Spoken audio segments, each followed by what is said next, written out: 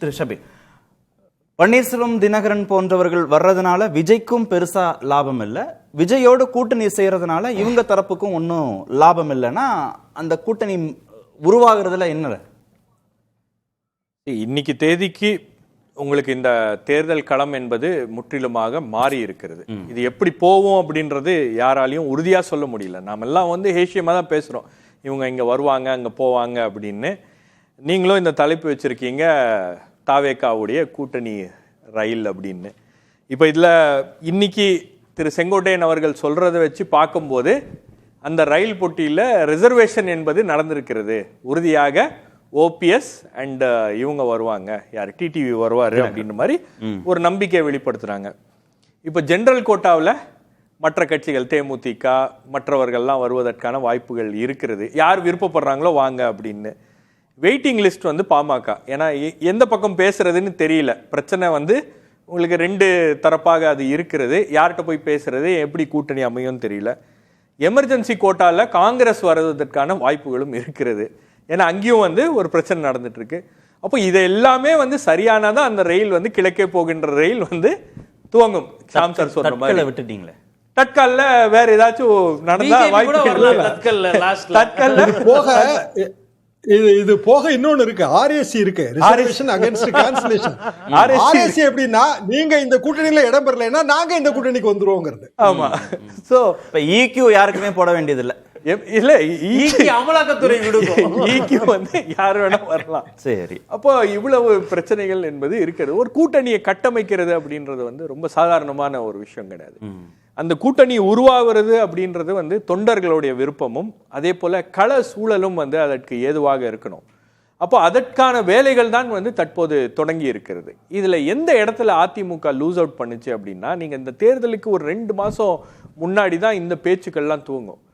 அதிமுக கோட்டை விட்டது எங்க அப்படின்னு பாத்தீங்கன்னா, அந்த பிரச்சாரத்துக்கு போகும்போதே அவர் வந்து பிரம்மாண்ட கட்சி வருகிறது, ஒரு பெரிய கட்சி வந்துருச்சு, கரூர் சம்பவத்துக்கு பிறகு கொடியை பார்த்தோன்னே பிள்ளையார் சொல்லி போட்டாங்க அப்படின்லாம் ஒரு மொமெண்டத்தை வந்து அதிமுக தரப்புல இருந்து ஆர்டிபிஷியலா கிரியேட் பண்ணிட்டாங்க.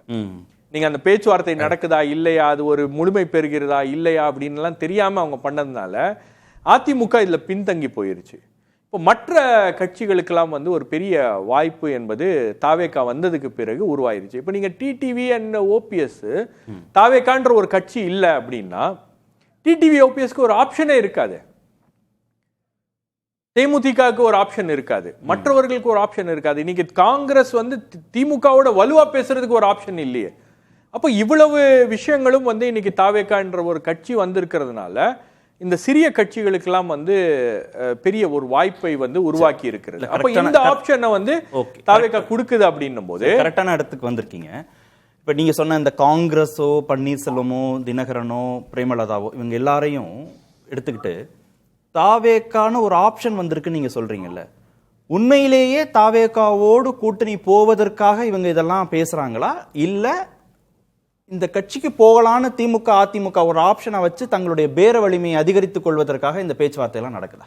ரெண்டுமே உங்களுக்கு இங்கேயும் பேசுவாங்க அங்கேயும் பேசுவாங்க. நீங்கள் வந்து அரசியலில் ஷாம் சாருக்கு நல்லா தெரியும், ஒரு கட்சியோட மட்டும் பேசிட்டு இருக்க மாட்டாங்க. இப்போ காங்கிரஸ் வந்து சீட் ஷேரிங்க்கு ஒரு கமிட்டி போட்டாங்க. சீட் ஷேரிங் ஒரு கமிட்டி போட்டதுக்கு பிறகு பிரவீன் சக்கரவர்த்தி ஏன் போய் விஜயை சந்திக்கிறாரு, ஜோடாங்கர் ஏன் வந்து ஆட்சியில் பங்கு அப்படின்னு பேசுறாரு, எல்லா கட்சிகளும் ஆட்சியில் பங்கு அப்படின்ற ஒரு விஷயத்தை பேசுறாங்கல்ல. இது கூட்டணி பேசுவதற்கு முன்பே ஆட்சியில் பங்கு அப்படின்ற ஒரு டிமாண்ட வந்து விஜய் வந்ததுக்கு பிறகுதானே வருது. அது சரி, அதுல காங்கிரஸும் திமுகவும் ஒரு சமரசத்திற்கு வருது, இல்ல அதிமுகல ஓபிஎஸ் டிடிவி தினகரன் ஒரு சமரசத்திற்கு வர்றாங்க, ராமதாஸ் வந்து 2 கட்சியில எங்கேயோ போய் அகாமடேட் ஆகிறாங்கிறதுல தாவேக்கா என்ன அறுவடை பண்ண போகுதுன்னு கேட்கிறேன். இவங்க பேர வலிமையை கூட்டி அங்க போய் சேஃபா அகாமடேட் ஆகிறதுல தாவேக்காவுக்கு என்ன லாபம்? தாவேக்காவோட அவங்க பண்றாங்க, தாவேக்கா அதை எப்படி மெட்டீரியலைஸ் பண்ணுது அப்படின்னு ஒண்ணு பார்க்கணும்ல. பண்ணிருக்கா, இது வரைக்கும் பண்ணிருக்கா, கல்டிவேட் பண்றதுக்கான முகாந்திரம் இருக்கா? இன்னைக்கு வந்து எனக்கு என்ன பொறுத்த வரைக்கும் இன்னைக்கு வந்து உங்களுக்கு ஓபிஎஸ் அண்ட் டிடிவி தினகரன் வந்து பாஜக கூட்டணியில இருந்து வெளியே வந்ததுக்கு பிறகு அவங்களுக்கு வந்து ஒரு பேச்சுவார்த்தை நடத்துறதுக்கு ஒரு லெவரேஜ் கிடைச்சிருக்குல்ல, ஒரு பலம் என்பது கிடைத்திருக்கிறது இல்லையா. இவங்க விட்டுட்டோம்னா தாவேகா பக்கம் போயிருவாங்க அப்படின்ற ஒரு சூழலை வந்து இது ஏற்படுத்தி இருக்கு இல்லையா. இதுதான் பலம். அப்படிதான் பேசுவாங்க, நீங்க கூட்டணியெல்லாம் அப்படிதான் பேசுவாங்க. இப்ப இந்த நொடியில நாம இதை பேசிட்டு இருக்கோம், யாரும் வந்து எதுவும் செட் ஆகல. இப்போ உங்களுக்கு அதிமுக பாஜக கூட்டணி ஏன் வலிமை பெறல? ஏப்ரல்ல கூட்டணி உருவாக்குனீங்க, ஜெல்லாவணும் அப்படின்னு இருக்கீங்க, எல்லாமே பண்ணதுக்கு பிறகு இன்னும் அந்த கூட்டணிக்கு வந்து கிருஷ்ணசாமி கூட வராரா இல்லையான்னு தெரியலையே. அது தாவேகாவுக்கும் பொருந்தும் தானே. தாவேகா குறைந்தபட்சம் அதிமுகல பாஜகங்கிற ஒரு நீங்க தாவேகா வந்து இன்னும் அன்டெஸ்டட். தாவேகாவோட அவங்க போகாததுக்கு ஒரு காரணம் என்னன்னா அது கடைசி ஆப்ஷன், உங்களுக்கு அன்டெஸ்டட் தாவேகா.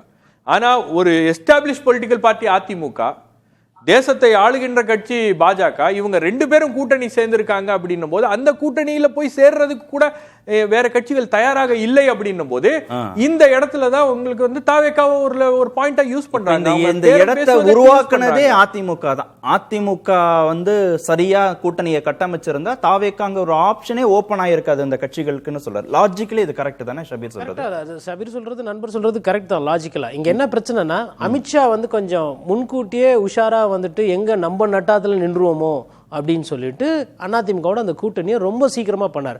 ஒருவேளை அதிமுகவோட பிஜேபி கூட்டணியை உறுதி செய்யலைன்னா மேபி விஜய் கூட இன்னும் ஒரு ப்ராஸ்பெக்டா இருக்கலாம், இல்ல மற்ற பெரிய கட்சிகள், ஏன் ஒருவேளை கம்யூனிஸ்ட் தோழர்கள் கூட இல்ல விசிகா திருமாவளவன் கூட மேபி எனக்கு சீட்டு அதிகமா கிடைக்குது, இல்ல தொகுதியில செலவுகள் எல்லாம் அதிமுக பாத்துக்குது. ஏன்னா இப்போ கம்யூனிஸ்ட் தோழர்களை பொறுத்தவரை எனக்கு நிறைய பிரச்சனைகள் இருக்குது.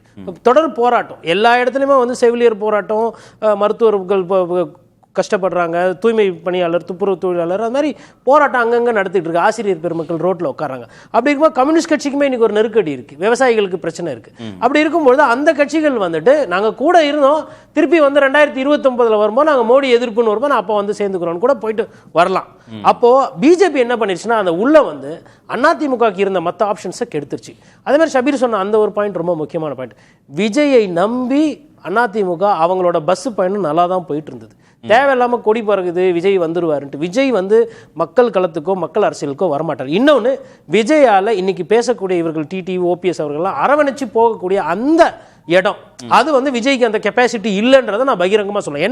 என்ன காரணம்னா விஜய் அவர்களால ஒரு அந்த செல்வாக்கு ஒண்டி தான் கொடுக்க முடியுமே தவிர்த்து பூத் லெவல்ல உட்காந்து வேட்பாளரை போட்டு செலவு வரவு கணக்கு எல்லாம் பார்த்து அந்த கடைசி ஓட்டு எண்ணி முடிக்கிற வரலாம் அந்த நிக்கிறது அப்படின்றது கிடையாது. இவங்க வைப்பு போட்டு சாங் பண்ணிட்டு போறவங்க. ஓட்டு கவுண்டிங்னு வரும்போது டிஎம்கே ஏடிஎம்கேவோட அந்த மெஷினரி ஸ்பீடு இருக்கு பாருங்க, இன்ஃப்ராஸ்ட்ரக்சர், அதை தாவேகாவால மேட்ச் பண்ண முடியும்.